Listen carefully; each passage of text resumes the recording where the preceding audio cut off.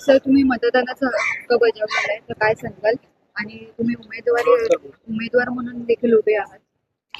काय नाही, मी प्रभाग क्रमांक 15च्या जनतेला आवाहन करतो की भारतीय संविधानात डॉक्टर बाबासाहेब आंबेडकरांनी तुम्हाला मतदानाचा जो अधिकार दिलाय आणि तुम्ही भारताचे नागरिक आहात, या नात्याने मतदान करणं हा तुमचा सर्वात मोठा अधिकार आहे आणि तो चुकवू नये.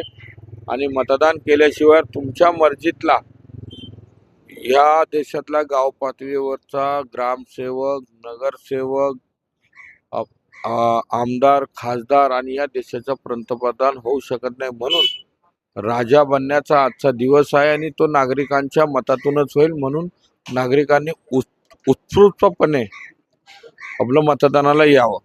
अनेक ठिकाणी मशीनचा प्रॉब्लेम होतोय, त्याबद्दल तुम्हाला काय वाटतं? मशीन बघा, आता हे हे टेक्नॉलॉजीचा जमाना आहे. मशीन आहे, मशीनमध्ये काय आपलं तो बिघडताला, पण प्रशासन ते त्यांचं काम आपलं करतंय आणि आता आपल्याला व्यवस्थित चालू आहे. अनेक ठिकाणी मशीनी क्रमानुसार नाहीये.